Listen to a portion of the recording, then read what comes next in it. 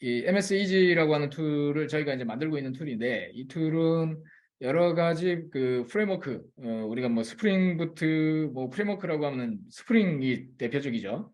근데 그 이외에 이제 최근에 마이크로 서비스 중에서 마이크로 서비스 아키텍처를 쉽게 구축할 수 있는 프레임워크가 뭐 포커스, 뭐 마이크로 넛, 뭐 이런 것들이 나오고 있어요. 그런 인프라에 해당하는 인프라적인 관점에서 쉽게 마이크로 서비스를 만들 수 있는 그런 범용 프레임워크들이 있고요.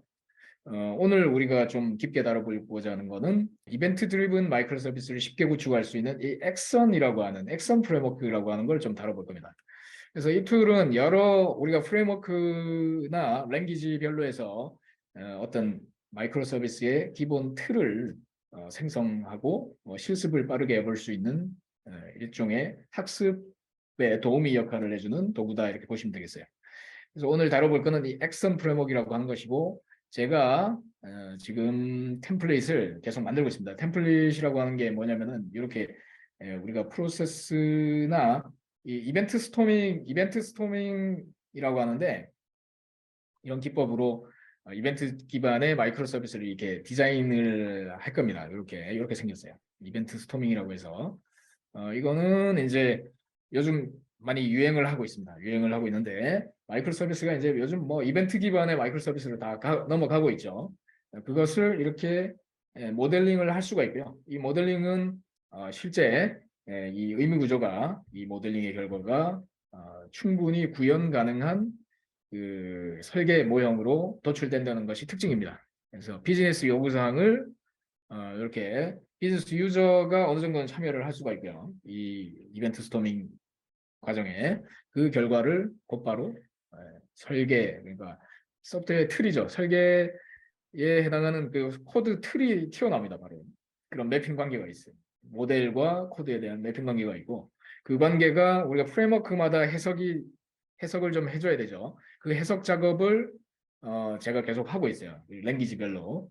지금 완료된 것이 이제 액션, 그다음에 이벤츄에이트라고 해서 이건 이제 크리스 리차드슨이 만든 거고, 골랭, 그다음에 노드.js, 파이썬, 스프링의 기본, 그리고 스프링의 조금 이제 그 우리 클린 아키텍처에서 이야기하는 좀 복잡한 레이어가 좀 많이 만들어진 레이어까지, 그리고 뭐 마이베티스 버전까지 이렇게 좀 만들고 있습니다.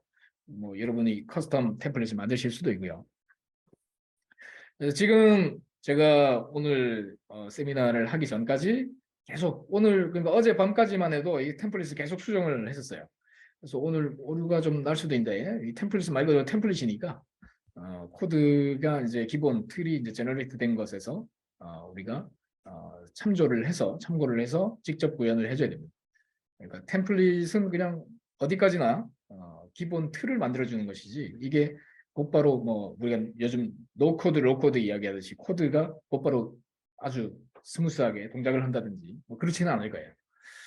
그렇지만 여러분들이 첫 번째 시작할 때 여러 가지 이 액션 프레임워크를 적용을 할 때에 어떤 패턴들이 여기에 적용되는지를 이렇게 살펴보실 수가 있을 겁니다. 예를 들어서 CQRS 구현은 어떤 식의 어디 부분에 구현이 되고 하는 것들, 그리고 딜루트는 어디에서 구현이 되고 하는 부분들을 이렇게 퀵하게 살펴보실 수 있는 그런 것을 제공을 할 겁니다. 자, 그래서 일단 슬라이드를 가지고 오늘의 내용을 좀 이야기를 좀 해볼게요. 슬라이드 다 공유를 드렸고요. 우리 애자일 개발에 있어가지고 요즘 데브옵스 프로세스 그리고 마이크로 서비스 아키텍처가 필수적으로 이제 자리를 잡았고 컨테이너에 배포하는 관점으로 가고 있는데 마이크로 서비스라고 하는 건 결국은 어떻게 다시 쪼개느냐 하는 것은 전략적으로 상당히 중요하죠. 왜 쪼개느냐도 중요하고 그런 이야기는 이전 세미나에서 많이 했기 때문에 오늘은 다 스킵을 하고 하여간 이것들을 다시 어떻게 트랜잭셔널하게 연동시킬 거냐라고 하는 관점만 오늘 포커스에서 이야기를 할 겁니다. 그 중에서 액션 프레임워크를 어떻게 적용할 수 있는지를 이야기를 할 건데요. 첫 번째가 우리가 마이크로 서비스를 연동하는 데 있어서 사용할 수 있는 방법은 UI입니다. UI를 통해서 그냥 화면단에서 조립을 하면 됩니다. 자, 두 번째는 서비스와 서비스 간의 동기식 호출을 통한 리퀘스트 리스폰스라고 부를게요. 통한 연동 방법이 있겠습니다. 뭐 REST 호출이 될 수도 있고요. gRPC가 될 수도 있고요. 펍섭이라고 하는 건 맨 최근에 이제 등장하고 있는 건데 어떤 하나의 주체가 이벤트가 발생한 주체가 내가 신호탄을 발생시키고 나머지가 다 서브스크라이브하는 그 이벤트를 그렇게 해서 데이터 연동을 하는 방식입니다. 최근에는 이 기법으로 많이 가고 있습니다. 그래서 오늘 이야기할 포커스는 이 부분에 대한 내용이 되겠습니다. 그리고 이것을 더 깊게 사용을 해서 모든 도메인에서 발생한 도메인에서 발생한 문제를 데이터에 다 적재하는 이벤트 소싱에 대한 이야기도 해보고자 합니다. 먼저 UI를 통해서 우리가 연동하는 방법은 우리 그 프론트엔드에서 각 마이크로 서비스를 한 번 이상 찔러가지고 그 결과를 이렇게 직접 시키면 됩니다. 그렇죠? 이렇게. 그래서 하티우스 같은 것을 이용해서 API로 여러 뒷단에 있는 마이크로 서비스들의 결과를 제이슨을 조립해서 화면을 만드는 방법을 쓸 수가 있죠.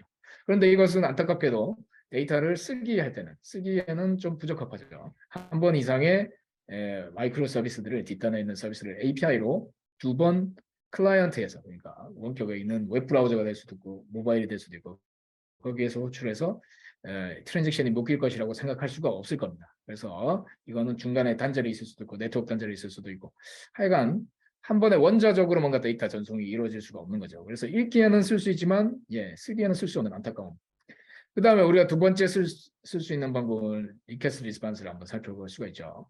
리퀘스트 리스폰스는 클라이언트에서 한 번에 데이터가 넘어갑니다. 주문 데이터가 한 번에 넘어가고 거기에 대해서 조회해야 될 참조 데이터가 있다면 get 해서 서비스가 서비스를 호출하고 혹은 포스트를 할 때 포스트가 포스트를 호출해서 각 서비스들이 데이터가 연동되어야 되는 모델입니다. 근데 이것의 첫 번째 문제는 이 호출 경로가 길어지게 되면 여러 서비스들의 이 핫스팟, 여러 서비스들의 밀도가 높은 호출이 벌어지는 서비스가 이 서비스가 느려지면 동반해서 이것의 그 호출자들이 같이 메모리를 쥐고 스레드를 쥐고 있는 문제가 생기기 때문에 여러 요청을 받다 보면은 전체 스케일아웃이 안 되고 서비스의 자원이 부족해지는 시스템의 자원이 한정되는 그런 문제가 생깁니다. 이게 기업 내부 시스템은 유저 수가 딱 정해져 있기 때문에 우리가 사이징할 때 미리 잡을 수 있겠지만 불특정 다수의 인터넷 스케일의 서비스에는 부적합한 아키텍처가 된다라고 하는 거죠.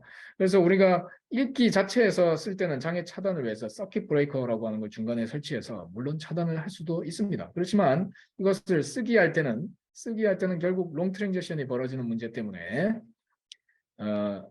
이 투 페이지 커밋을 유도하는 비용이 너무 많이 들어가고 스케일아웃이 안 되는 문제 때문에 우리가 결국 쓰지 않는다라고 한 거죠. 쓰기에는 투 페이지 커밋, 리퀘스트 리스폰스를 가지고 투 페이지 커밋 하는 것은 부적합한 클라우드 아키텍처에서 부적합한 모델이 되겠습니다.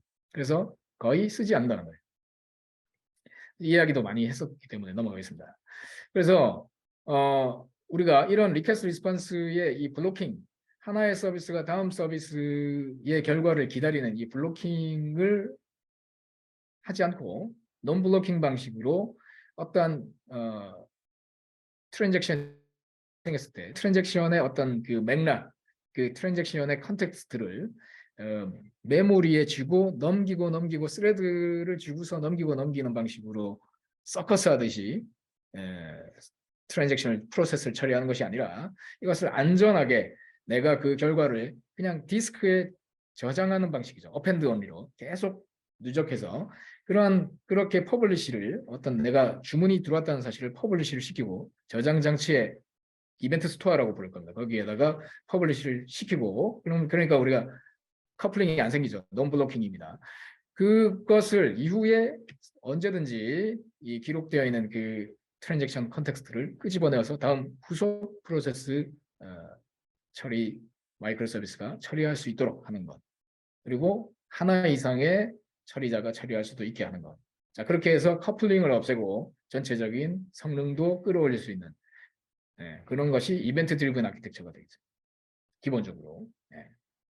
그래서 이벤트 드리븐 아키텍처의 데이터 쓰기는 이렇게 중간에 일종의 이벤트 스토어, 우리 여기 카프카라고 표시를 했는데 오늘 이야기할 액션 프레임워크에서는 액션 서버가 그 역할을 할 겁니다. 그래서 뭔가 이벤트를 계속 쌓아두는 어펜드온으로 쭉 쌓는 생각하시면 되고요. 거기에 이런 주문이 들어왔다라고 하는 그 컨텍스트가 기록이 될 것이고 그것을 이후에 재고량을 업데이트하는 마이크로 서비스가 있다면 이후에 그것을 업데이트를 치는 거죠. 그러다 보면 이걸 한 싱글 데이터베이스에서 봤을 때 발생하는 것처럼 주문량과 재고량의 불일치가 약간 생기는 상황이 순간적으로 노출될 수 있습니다. 그러니까 에이시드 트랜잭션에서 이야기하는 아이솔레이션이라고 하는 속성을 과감히 포기하는 거죠. 이걸 포기했을 때 얻어지는 그대 대신에 이걸 포기했을 때 얻어지는 장점이 훨씬 크다는 거예요. 비즈니스적인 밸류가. 왜냐하면 확장성이 좋아지고, 왜냐하면 이 서비스와 이 서비스가 완전히 분리될 수 있기 때문에 간섭 없이 분리될 수 있고 배포를 별도로 할 수 있고, 그렇죠. 그리고 각 서비스를 아까 이야기했다시피 여러 개의 레플리카로 이중화, 삼중화 했을 때 그 여러 가지 성능을 높일 수 있다라고 하는 확장성이 좋아진다. 대신에 얻어지는 장점에 대한 우리가 지불해야 될 비용이 있겠죠. 그것은 이 컴펜세이션 핸들링.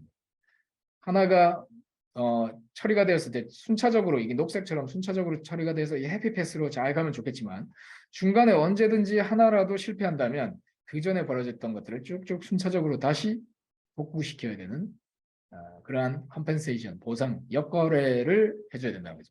주문이 되었으면 주문에 대해서 재고량을 확인했더니 그 해당 주문이 재고가 없다라고 하면 해당 주문을 다시 취소시키는, 취소의 상태로 바꿔놓는 처리를 하는 코드를 다시 호출해줘야 된다는 거죠.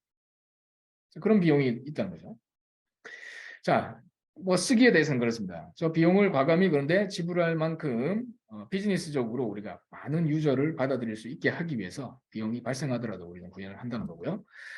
그 다음에 현재의 상태를 조회할 수 있어야 되는데 이벤트 우리가 각 이 모델에 대해서 모델의 어떤 상태를 서로 다른 마이크로 서비스에 있는 것을 내가 가져다가 읽기를 하거나 혹은 전체적인 그 서비스에서 프로젝션 데이터를 하나 이상의 마이크로 서비스에 걸쳐져 있는 것을 조립해서 보여줄 때 우리는 이 CQRS라고 하는 걸 쓸 수가 있습니다. CQRS라고 하는 건 간단하게 내가 데이터의 원본을 저장하는 곳, source of truth, 원본을 저장하는 곳과 내가 읽기를 위한 읽기본을 저장하는 곳을 굳이 원본에 가서 내가 읽어와야 되냐는 거예요. 원본은 바쁘죠. 바쁘다는 게 락킹을 해줘야 됩니다. 내가 쓰고 있을 때 다른 게 읽기를 해가면 안 되죠. 그렇기 때문에 읽기에 해당하는 건 복제본으로 여러 개를 우리가 보통 만들어 놓게 되는 거죠. 데이터베이스 스케일아웃 할 때. 그런 것처럼 읽기 전용의 데이터베이스를 별도로 만들게 되면 우리가 쓰기에 원본에 굳이 API를 호출할 필요가 없다. 이런 거죠. 그러면 이 읽기와 쓰기를 분리를 해놓을 수 있다는 이야기는 약간 다르게 생각하면 각 마이크로 서비스에서 자기가 내가 보고자 하는 관점에 있는 예를 들어 마이페이지 서비스가 있다고 하면 이 서비스를 아예 읽기를 하기 위한 전용의 서비스를 아예 분리를 할 수도 있다는 거예요. 아예 별도의 마이크로 서비스를 분리를 해서 이 조회 전용의 데이터베이스를 만들어 놓게 되면 예를 들면 지금 현재 주문 내역의 전체에 조립된 이 데이터가 필요하다고 볼게요. 이 각 필드가 오더 서비스와 상품 서비스와 배송 서비스의 그 결과를 다 취합해서 이렇게 보여주는 뭔가 조인 SQL이 필요한 그런 서비스라고 보면 이 읽기를 위한 전용 데이터베이스를 별도 마이크로 서비스를 그냥 만들어 놓고 얘 안에 다 이 뭔가 조각들이 있겠죠. 이 데이터의 배송 상태는 이쪽에서 갖고 왔고 딜리버리 서비스에서 주문 상태나 주문 금액에 대한 거는 예를 들면 오더 서비스와 프로덕트 서비스에 들어있고 그것들을 내가 조립을 해서 보여줄 때 이거를 그때마다 리퀘스트가 들어올 때마다 이 각자를 호출해 가지고 예를 들면 API를 쏴서 갖고 와서 화면에 출력할 수도 있을 겁니다. 그렇지만 비용이 너무 높죠. 성능이 안 나오는 거예요. 원본에서 갖고 오려고 합니다. 원본에 여러 많은 곳을 방문을 해야 되는 거죠. 그리고 제일 그 중에서 늦어지거나 혹은 장애가 있는 서비스에 영향을 받을 겁니다. 이 서비스가. 근데 그렇게 하는 것이 아니고 이 데이터 원본에서 발생한 것을 미리 내 materialized view 데이터에다가 다 쌓아두는 거죠. 이걸 이제 read 모델이라고 우리 부를 수가 있습니다. read 모델. read 모델로 내가 하여간 보고자 하는 방식으로 그때그때 이 변화분의 것을 알아서 해석해서 대시보드를 만드는 거죠. 자, 그것을 CQRS라고 할 수 있습니다. 이것을 그러니까 마이크로 서비스에 적용한 사례 중에 하나라고 볼 수가 있겠습니다. 자, 그래서 이제 정리를 해보면 우리가 읽기와 쓰기, 여기 CQRS가 들어가야 되는데, 네. 그래서 이 방식을 오늘 이야기를 좀 하고자 합니다. 자, 이러한 이벤트 드리븐한 마이크로 서비스를 구현하는 관점에서 우리가 여러 가지 노하우들이 좀 필요한데, 그 중에서도 도메인 드리븐 디자인이라고 하는 게 이제 핵심에 들어갑니다.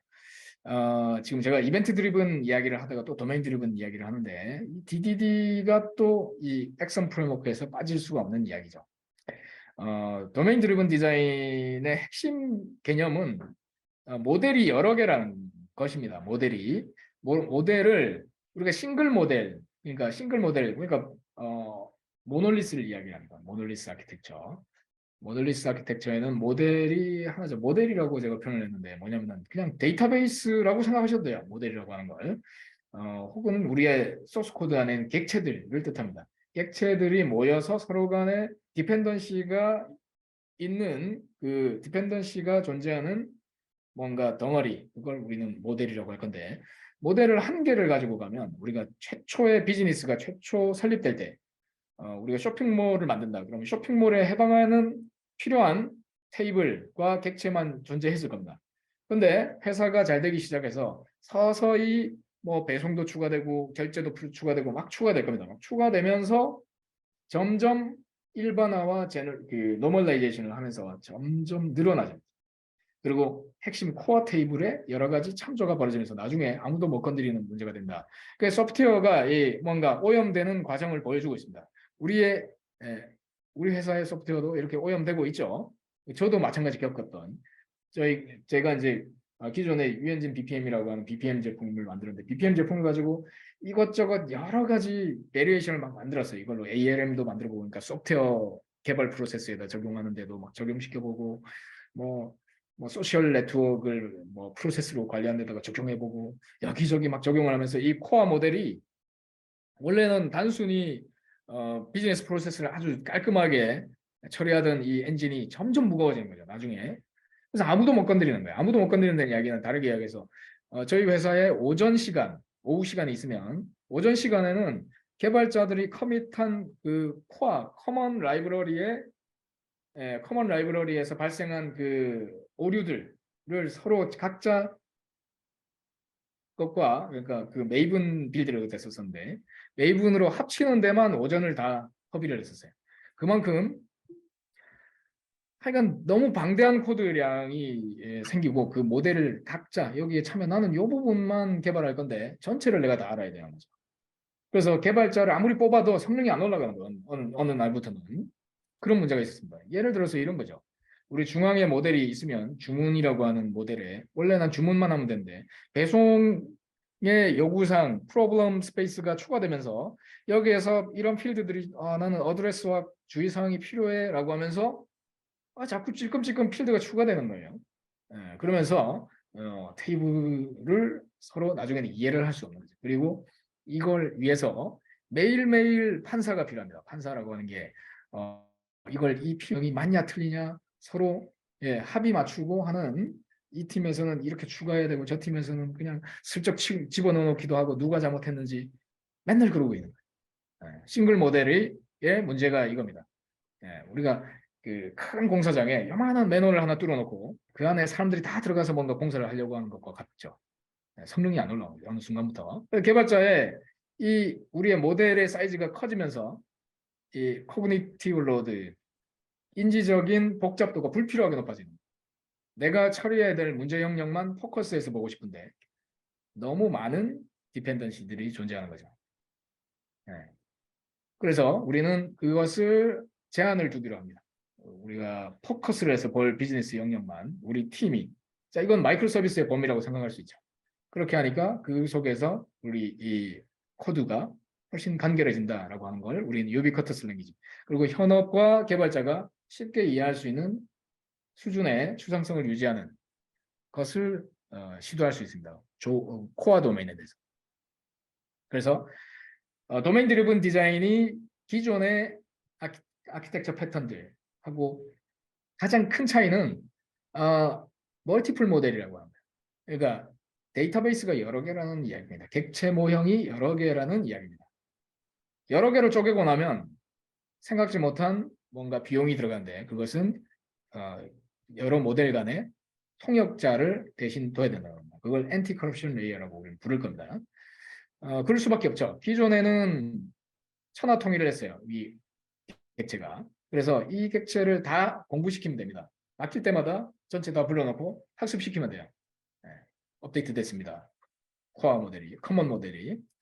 근데 이제는 각자가 알아서 자치성 있게 만들고 자기의 영역만 한정해서 고민할 수 있게 됐지만 다른 쪽 서비스와 연동되는 일이 있다면 그것에 대한 API화 작업과 그리고 그 API를 통한 데이터의 매핑은 필수적으로 추가되는 비용이다라고 하는 거죠. 그럼 우리는 고민을 할 거예요. 이 비용이 높을지, 이 비용이 높을지 이렇게 매번 노멀라이즈하고 제너럴라이즈하는 비용이 우리가 높은지 우리 회사가 그냥 연동하는 비용이 높을지 혹은 여기에는 비용이 더 들어가죠. 이 각자를 만약에 컨테이너로 배포한다고 하면 컨테이너로 배포하기 위한 포장 작업에 대한 비용 여러 가지 클라우드 쿠버네티스 같은 걸 이해해야 되니까 물론 뭐 쿠버네티스 위에다가 배포를 안 해도 됩니다. 이건. 그렇지만 멀티플 모델로 갔을 때는 가능한 이것들을 완전히 분리된 시스템적으로도 완전히 분리된 컨테이너에 포장해 주시는 것이 가장 큰 효율을 내겠죠. 그래야 배포를 별도로 자동으로 할 수 있으니까. 자, 이런 이야기 일단 쭉 요약을 했고요. 이전 퀵 언더스탠딩에서 깊게 이야기를 하고 있으니까 영상을 보시기 바랍니다. 우리가 이 도메인을 이렇게 쪼개면 이렇게 쪼개고 나면 이것들을 우리가 서열을 좀 매길 필요가 있습니다. 서열이 코어 1순위, 서포티브가 2순위, 3순위가 제네릭입니다. 코어는 핵심 도메인, 없어서는 안 되는 우리가 자동차를 만든다. 그러면 엔진에 포커스를 해야죠. 자, 근데 우리가 서포티브 도메인, 그러니까 이 엔진을 도와주는 겁니다. 휠, 자동차 휠이라든지 이런 것들. 자, 이런 건 우리가 인하우스로 만들 수도 있어요. 그렇지만 우리가 회사가 좀 위기가 있다 그러면 코어 도메인에 집중해야 되겠죠. 근데 우리 회사가 제네릭 도메인, 문짝 혹은 뭐 여기 있는 시트나 문짝을 만드는 것까지 우리 회사가 한다고 볼까요? 자동차 회사인데, 전문 회사인데 시트를 엄청 잘 만드는 거예요. 엔진 만드는 엔지니어들 데리고 시트를 만드는 거예요. 그런 일을 하면 안 되겠죠. 우리는 제네릭이라고 하는 건 그냥 사서 쓰면 되는 걸 이야기합니다. 예를 들면 우리 그 인증 인가라든지 뭐 서비스 만들 때 뭐 빌링 미터링이라든지 이런 것들은 사서 쓰면 되거든요. 그죠? API 같은 거 불러다 쓰면 돼요. 근데 이거를 굳이 우리가 구현하겠다.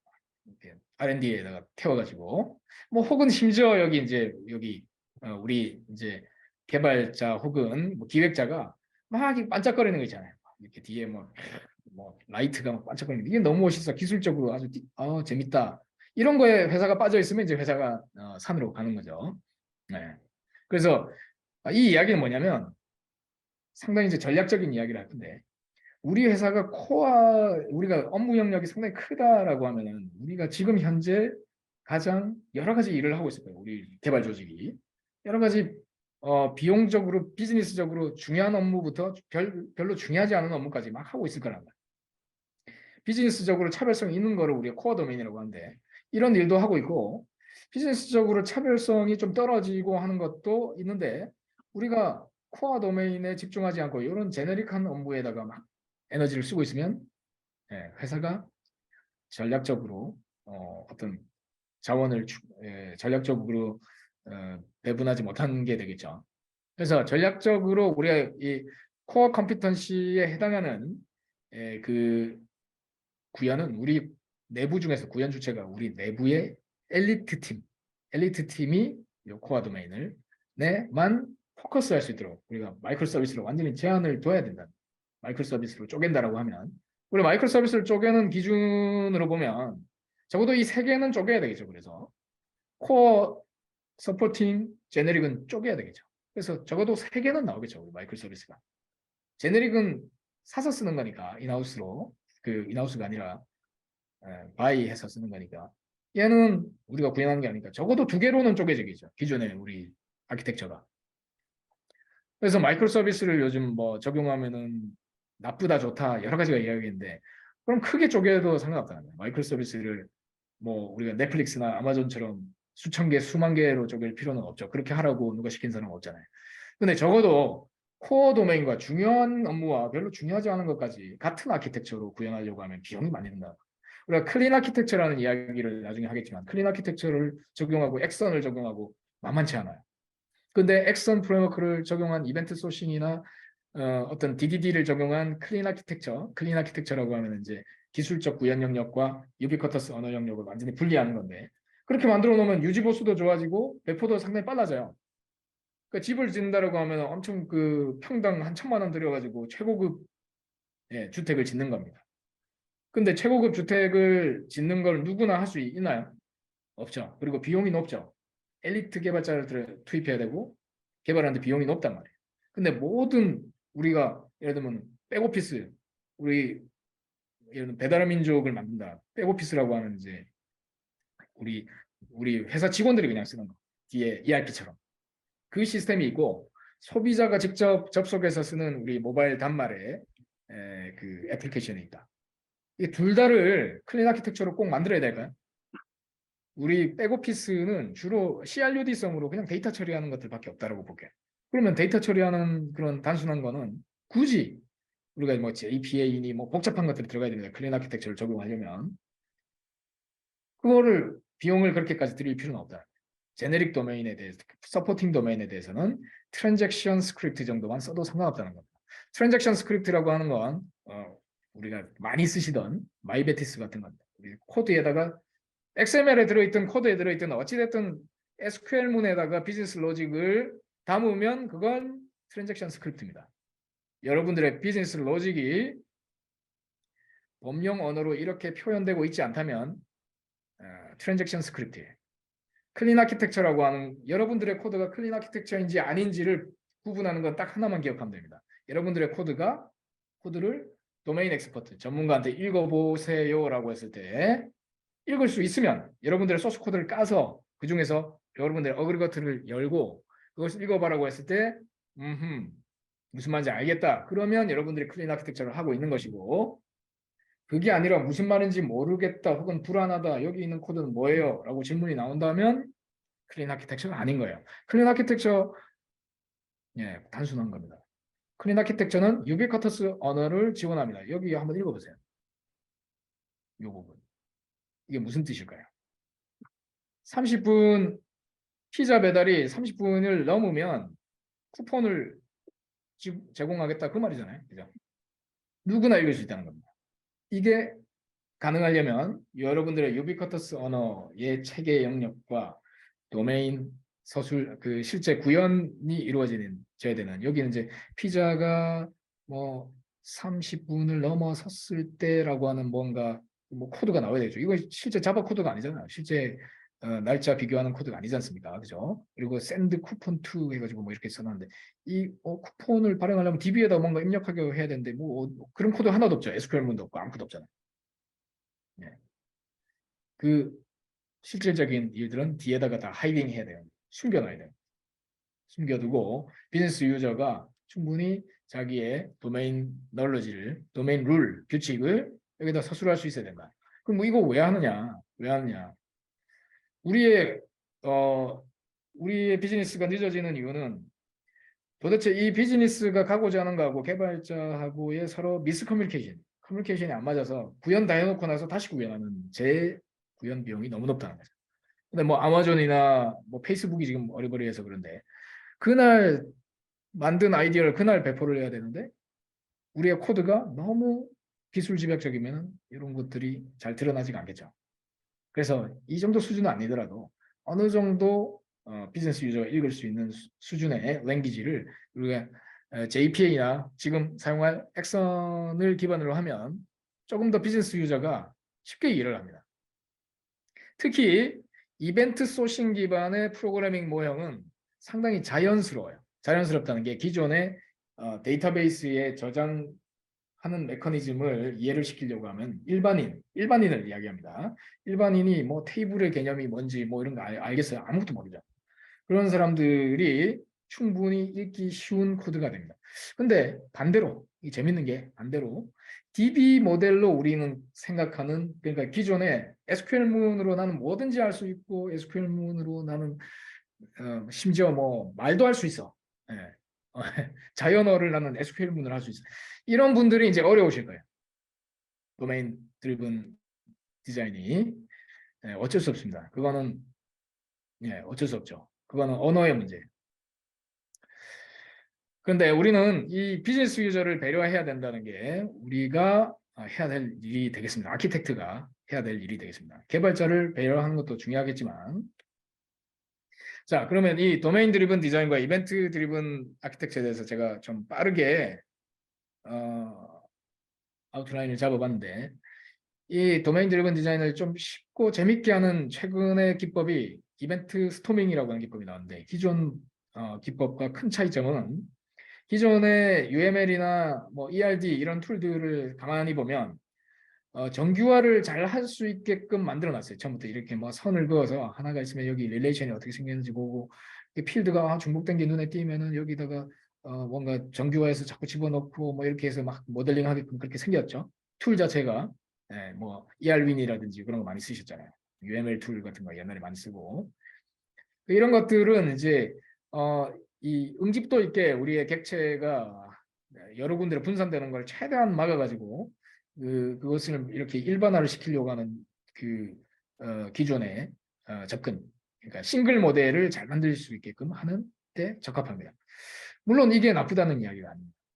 너무 큰 업무 범위에 돼 가지고 이 도구만 갖고 있기 때문에 문제를 지적을 하는 거예요. 이 도구만 한 도구만 가지고 포크만 가지고 모든 음식을 먹으려고 하는 게 문제라는 거예요. 뭐냐면 시스템의 범위가 커지면 그 전체를 이런 식으로 디자인해 버리면 당연히 아까 이야기한 빅볼 오브 머드라고 부릅니다. 이 덩어리가 엄청 크다는 거죠.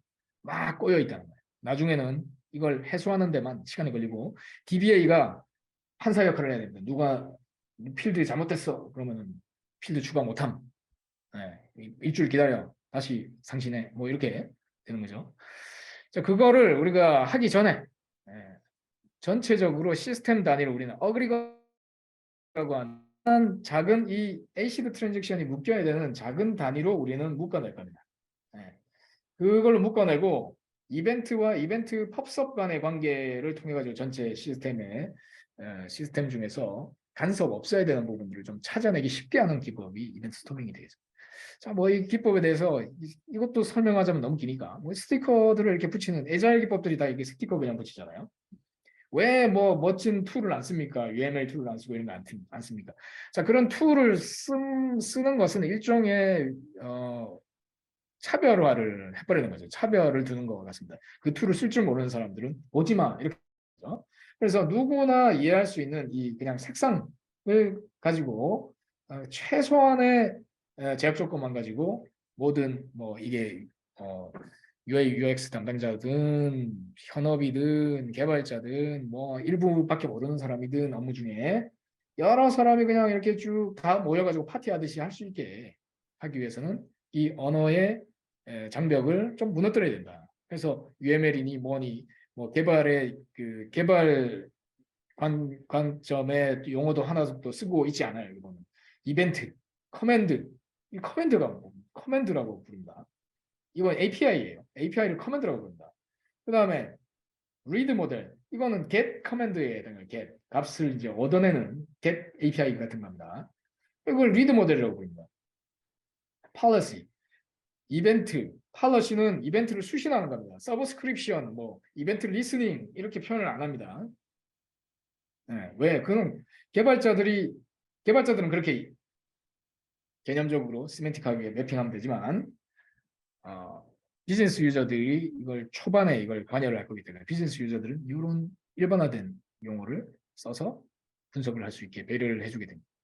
자, 과정을 볼게요. 먼저 비즈니스 유저들을 모셔다 놓고 비즈니스 전문가들을 모셔놓고 우리 업무에 어떤 이벤트가 발생합니까? 그러면 이 오렌지색 스티커만 나눠드리고 PP형으로 쓰라고 합니다. 그러면 주문이 생기고 그 다음에 배송이 출발을 합니다. 그러면 이걸 개발자는 아직 참여를 안 해요. 이벤트 스토밍 할 때. 들어보니까 이런 이벤트를 카프카 혹은 엑선 서버에다가 퍼블리시 하면 되겠구나. 어렴풋이 생각하고 있습니다. 지켜보면 되는 거예요.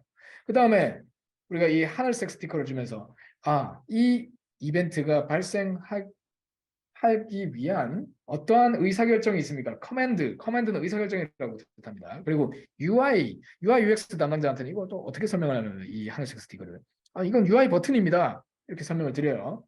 그러면 UI 버튼이다라고 하는 거는 유저가 있다는 거죠. 어떤 사람이 의사결정을 한다는 거예요. 그래서 사람이 뭔가 버튼을 클릭했구나라고 하는 겁니다. 그래서 그 앞에 사람을 붙였을 때 이렇게 액터 자연스럽게 읽어지죠. 커스터머가 주문 버튼을 눌러서 오더 플레이스가 성공한다. 성공하면 딜리버리가 스타트 되는데 이거는 사람이 하는 게 아니라 자동으로 벌어져야 된다. 자동으로 시스템적으로 벌어져야 된다. 그러면 이 앞에다가 이 액터를 붙이는 게 아니라 라일락색 스티커를 부착을 합니다. 이걸 비즈니스 유저에게는 팔럿이라고 부릅니다. 정책이라고 부를 때요. 왜 정책이라고 부르냐? 항상 한다 그 말이에요. 시스템적으로 한다 뭐 이렇게 해석을 하는 게 아니라 물론 설명을 그렇게 해도 비즈니스 유저들이 이렇게 붙여주겠죠. 팔럿이. 여러분들의 정책이 뭐냐? 주문이 발생하면 항상 배송한다. 개발자는 이걸 읽고 이건 이벤트를 수신하는 서브스크립션이구나. 그렇게 해석을 한다는 거예요. 그러니까 이 벽면에 이 비즈니스 유저들이 또 붙이고 있으면 개발자들이 어떻게 구현하라는 게 이해가 된다. 그리고 여기 이 경계 펍과 서브의 경계는 항상 시스템의 경계가 또 되는 그 중요한 기점이 됩니다. 자, 그리고 읽기. 여기에서 주문을 하려고 할 때 하나 이상의 다른 쪽에 있는 데이터를 조회할 수도 있습니다. 그죠? 프로덕트 서치. 제품에 대한 정보를 비교해보고 주문을 할 거 아닙니까? 그죠? 그래서 프로덕트 서치를 해서 주문 버튼을 누른다고 말이죠. 그래서 리드 모델. 그러니까 이건 개발자들은 이런 UI를 만들어야 되고 이러한 get API를 만들어야 되는구나 이렇게 해석을 한다. 자, 이제 개발자가 관여를 합니다. 약 1시간이 흐른 후에 전체 2시간을 보통 할애를 하고 한 스프린트당 한 번씩 하면 좋습니다. 이벤트 스토밍은 인크리먼트하게. 자, 이제 개발자가 참여해서 중간에 인풋과 아웃풋. 얘는 개발자 입장에서 보면 인풋과 아웃풋이죠. 인풋과 아웃풋입니다. 뭔가 의사결정이라고 하는 건 UI의 버튼을 클릭한 거, 뭔가 스테이트 체인지를 막 발생시키는 하나의 인풋이죠. 그 인풋이고 그 결과로서 이벤트가 퍼블리시 됩니다. 그렇기 때문에 이 사이에는 이러한 데이터베이스를 설치할 수 있어요. 데이터베이스라고 하는 혹은 뭔가 비즈니스 로직이라고 생각하면 된다. 이걸 우리는 어그리거트라고 불러요. 어그리거트. 얘는 소프트웨어의 본체의 코어 모델. 이 속에 유비쿼터스 랭귀지가 구현됩니다. 이 안에 위에 비즈니스 로직 코어가 들어간다 이렇게 보시면 돼요. 그거를 이제 개발자가 디파인 해주면 돼요. 그런 다음에 이걸 이렇게 생긴 한 덩어리를 우리 어그리거트라고 부를 겁니다. 어그리거트. 이 어그리거트를 하나 이상 묶어서 마이크로 서비스로 쪼개시면 됩니다. 마이크로 서비스로 쪼갤 때는 이게 조직의 관점으로 응집도가 높은 걸 뭐 기준으로 할지, 트랜잭션 기준으로 할지, 사용하는 그 인프라나 그 내부의 사용 기술에 따라서 나눌지는 여러분들이 선택을 하면 되겠죠. 그 부분에 대해서도 이전 세미나를 보시면 그러한 방법에 대해서 설명을 하고 있습니다. 그래서 첫 번째 이벤트를 먼저 이렇게 찾고 그 이벤트에 대해서 인풋과 아웃풋을 찾습니다. 그래서 예를 들면은 가입을 하면 가입에 대해서 축하 이메일 보내고 페이먼트를 밸리데이션을 하는 거죠. 이 사람의 신용카드 확인 뭐 이런 걸 한다. 그 다음에 어그리것을 도출을 합니다. 인풋과 아웃풋 사이에다가 이 오퍼레이션들이 한 에이시드 트랜잭션을 묶게 된다라고 하는 거죠. 그런 다음에 하나 이상의 거를 묶어서 마이크로 서비스로 추려냅니다. 자, 그래서 뭐 예제들이 이렇게 있는데 한번 이런 식으로 이제 합니다. 자, 이렇게 이벤트 스토밍을 스티커를 이렇게 붙이는 그 MSEG 툴에서 이벤트 스토밍을 했던 거예요. 오늘 이제 보고자 하는 모델은 이렇게 생겼습니다. 그래서 베케이션 휴가 관리 프로세스입니다. 휴가 관리. 보면 휴가를 이거 한번 읽어볼까요? 자, 그러니까 스텝 직원이 휴가를 등록을 합니다. 휴가를 등록을 하면 승인이 등록이 됩니다. 등록과 함께 vacation days left 자기의 남아있는 날짜를 하나를 소진하게 됩니다. 하나를 등록과 동시에 이게 비즈니스 프로세스 바뀔 수 있으니까 이걸 승인했을 때 소진시킬지 그건 프로세스를 바꾸면 되죠. 요 선만 바꾸면 됩니다. 이 이벤트의 팝업을 자 그렇게 해서 요 쭉 쫓아갈게요. 그래서 사용을 하면 사용이 될 수도 있고 날짜가 모자라면 vacation days insufficient 부족하다는 이벤트가 퍼블리시 될 수 있습니다. 그러면 그것이 다시 업데이트돼서 vacation rejected로 넘어갈 겁니다. 이 요청한 게 리젝션이 그냥 돼버린다는 거죠. 그 다음에 매니저가 이게 잘 그냥 등록이 됐어요. 등록이 되고 나서 매니저가 approve 승인을 해주면 오케이 승인된 거고 만약에 리젝하면 또 리젝트가 됩니다. 리젝이 되면서 그것에 대해서 다시 복구를 할 수도 있겠죠. 베케이션 날짜를. 그 다음에 이 유저가 그냥 이 스텝이 그냥 나중에 취소를 할 수도 있습니다. 취소를 하면 다시 또 추가를 해놔야 되죠. 아까 감소를 시켜버렸으니까. 네. 그런 식으로 이 두 개의 어그리거트는 그러니까 어그리거트들은 다 이벤트 팝업을 통해서 동작하게 돼 있어요. 자 이게 이런 바운드리 즉 바운디드 컨텍스트 즉 단위 마이크로 서비스 내에서 팝업이 벌어질 수도 있고 그 외에서 벌어질 수 있습니다. 여기 예를 들면 달력에다가 베케이션이 등록이 되고 나면 자동적으로 이 사람의 캘린더에다가 등록을 한다든지 그리고 이 달력에 이미 다른 스케줄이 있어야 돼요. 스케줄이 목격이 됐다라고 하면은 등록할 때, 베케이션 등록할 때 등록이 되면 안 되겠죠. 뭐 이런 것들이 이제 예가 될 수가 있습니다. 그리고 이 직원 자체가 등록이 될 때, 최초에 조인할 때, 입사했을 때, 그때 기본 10일의 베케이션을 예를 들면 지급을 한다. 그러면 그런 로직도 여기에 어딘가에 구현이 돼야 됩니다. 전체 프로세스는 이렇게 생겼죠. 프로세스가 대략 보이시나요? 예. 이거를 이벤트 스토밍이라고 합니다. 이벤트 스토밍에 대해서 더 상세하게 제가 설명드리면 참 좋겠지만 시간상 오늘 여기까지가 한계고 베케이션 레지스트레이션에 대해 가지고 프로세스를 이렇게 조금 읽기 쉬운 관점으로 보려면 저게 어떤 프로세스를 뜻한다라고 보고 싶으면 이렇게 해보면 BPMN으로 제너레이터에서 보여주니까 이걸 보시고 참고를 하시기 바랍니다. 그래서 베케이션이 등록되면 뭐 이런 일이 벌어지네요. use 베케이션 내에서 베케이션이 사용이 된다. 그죠? 네, 이렇게 되네요. 네, 재밌네요. 그다음에 여기 이제 직원이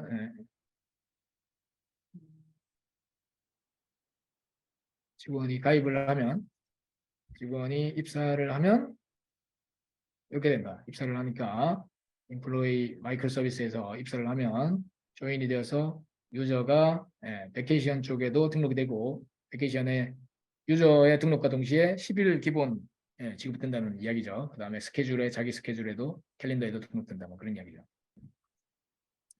자, 그래서 이거를 이제 프로세스로 이렇게 열어다가 보시면 이것은 약간의 프로세스 기반의 이벤트 스토밍을 넘어서서 소프트웨어 디자인 레벨의 이벤트 스토밍까지 이미 완료가 되어 있는 상태이기 때문에 읽기가 약간 그래서 어려우실 수가 있습니다.